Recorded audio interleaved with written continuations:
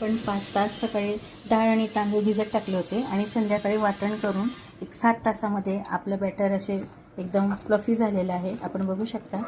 तर आपण कालवणार आहोत ठेचा चवीनुसार, त्यानंतर चवीनुसार मीठ. यात आपण इनो किंवा खायचा सोडा वगैरे काही वापरलेलं नाही आहे. एका पॅनमध्ये आपण आता 1 ग्लास गरम पाणी घेतलं आहे आणि त्यावर हे ताट ठेवलेलं आहे. याला आपण आता तेलाने ग्रीस करूया. आता आपण यात आपलं मूग डाळीचं बॅटर टाकूया ढोकळ्याचं.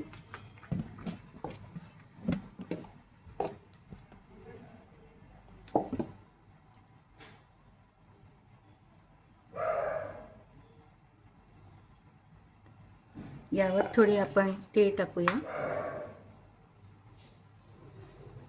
आणि 15 मिनिट आपण याला वाफ येऊ देऊ. अशा प्रकारे आपण याला डबल कोटने झाकूया, म्हणजे डायरेक्ट पाणीमध्ये जाणार नाही.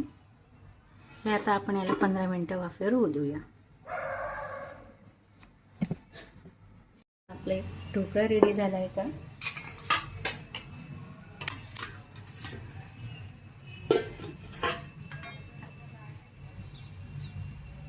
आपला ढोकळा रेडी आहे. यावर आपण आता फोडणी टाकूया.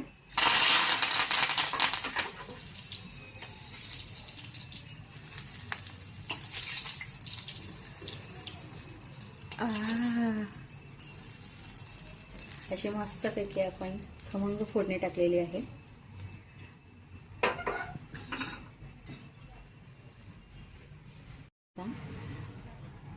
सगळ्यांचं आवडतं असं चीज स्प्रेड करूया, म्हणजे हा आपला चीजी ढोकळा खाण्यासाठी रेडी.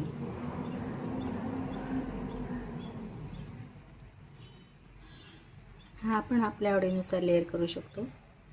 लहान मुलं म्हटले की त्यांना चीज फार आवडतं, त्या दृष्टीने आपण याच्यावर लेअर करू शकतो.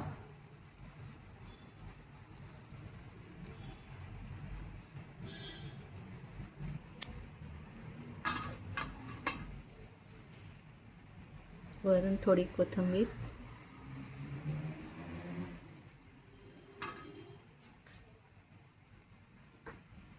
आता आपण ढोकळ्याच्या वड्या करून घेऊया.